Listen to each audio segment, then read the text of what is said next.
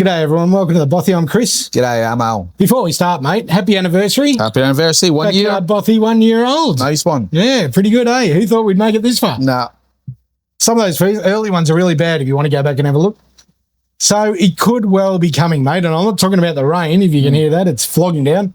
But after playing it down prior to the election, Mr. Transparency and Dr. Evil look like taking a hatchet to capital gains tax and quite possibly to negative gearing. But first, for those who think that a change to the capital gains tax will be the salvation of the housing crisis, think again, because it won't. There are other root causes of the housing crisis, such as immigration. Yep. Yeah. And also issues with the drying up of social housing. So in the 1970s, 80s, and even in the early 90s, Australia built around 12,000 social housing homes per year. From about the mid-90s onwards, that's dropped away to between 4,000 and 5,000 a year. And that's continued right up until this government. Right. One of Albo's promises in 2022 was to increase that.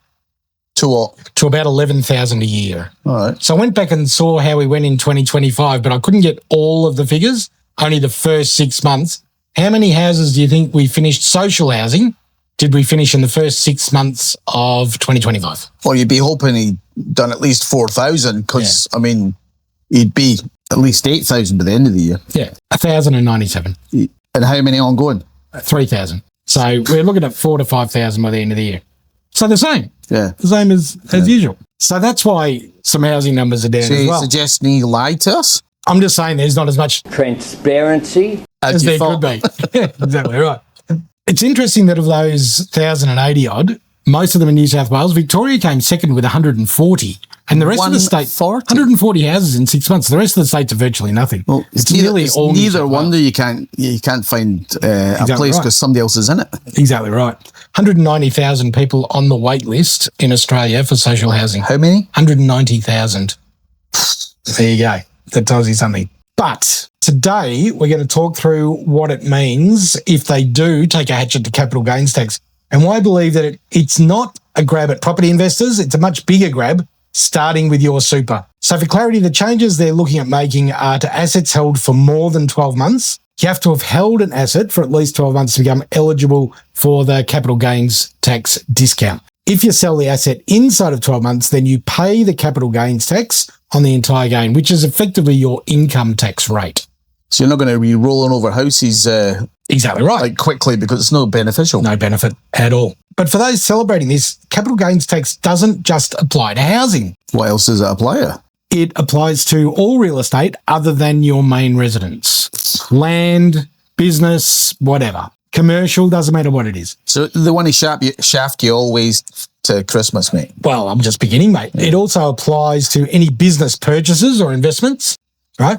It also applies to all shares, units in managed funds, all securities, crypto, personal use assets and collectibles such as art, jewelry, antiques, gold, silver. Shit. Capital gains applies to all of that. So this is just a cash grab. Exactly. Because they've spent too much money. Exactly. Anything over a value of $500 of what I've just mentioned is subject to capital gains. So if you make $1, it's subject to capital gains tax, and therefore, if you own it for a year, it's discount applicable.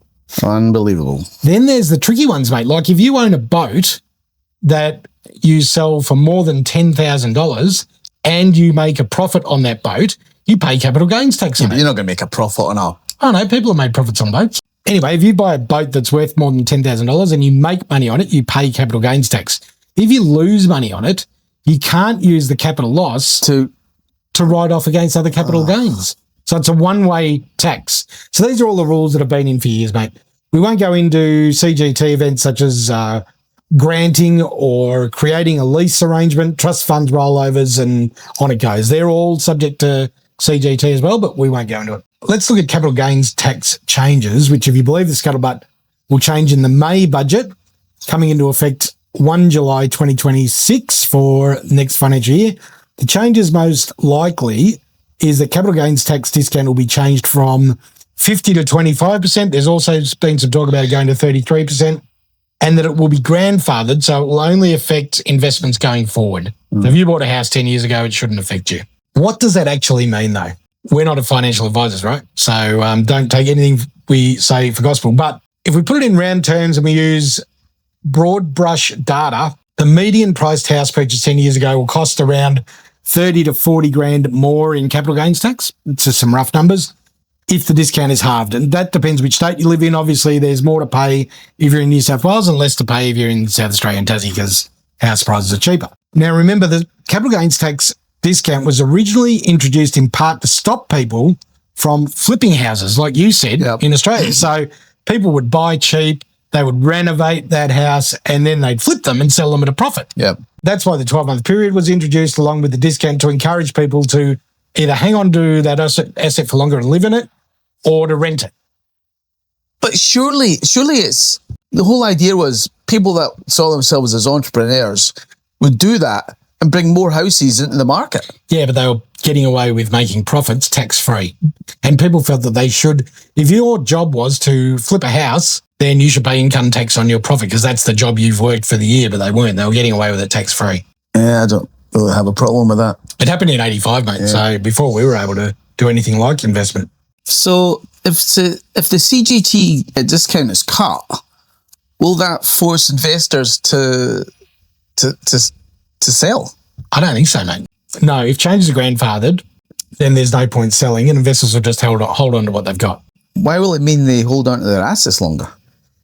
Because they want to get a better long-term return, right? So that if you know you're going to lose 30 or 40 grand in tax that you wouldn't have lost, you'll just hang on to the house while the capital goes up. Yeah. Yep. Might be another 5 or 10 years, but if you can afford to hang on to it, why not?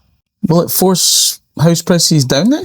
Not that I can see. Investors will adjust, right? Because that's what investors do, right? Only those that have to sell for other reasons will sell, but otherwise you'll hang on to your asset because it's grandfathered. You want to make the most of that asset that you own. Fair enough. Yeah. Will it affect the number of houses being built? Sorry? I reckon it will, mate. Absolutely. Investors make up 40% of all new houses 40 built. Jeez. 40%. So if they choose to go and invest elsewhere in a different market, which it looks like they are doing, which it looks like they're going to do, the new house market will collapse, right? Because now first homeowners won't be able to go and butcher that market. And if you think that builders like Metricon or the major builders are making cream and cherry on top, that's not right either. If you think they're going to be able to cut a house price by 10 or 20%, you're dreaming, right? There's no margin in houses. We know that. Everything's gone up a bit. So I think people won't be buying as many houses, therefore there won't be many houses built. So there'll be even fewer rentals around. Correct. Exactly right. Great. That's all we need. Does that mean all the rental prices are going to go up? It forces rent up because a smaller net capital growth will mean a higher return on investment will need to be sourced, right? So if I'm making less at the end, I'm going to need to make more along the way. So you're going to have to hit the renter to make your money. The only way you can source that is through rent. You got to put the rent up. But if you think it's being targeted at property investors, you're wrong. The only way you can genuinely reap a benefit from property investors is to make the change to capital gains tax in line with negative gearing changes. But that's bad too, mate, because if negative gearing is reduced, then again, you have to charge more rent because you have to make that return on investment back. Yep. They're both dire. I reckon if capital gains tax and negative gearing was to change dramatically, then house prices might fall 4 to 8%. That's what some people are suggesting. But rents will go up a lot. And there'll be fewer houses. And there'll be fewer houses to rent. Exactly right. So what that does, mate, is it creates a whole lot more rental stress. And I reckon it could put rents up as much as $200 a week.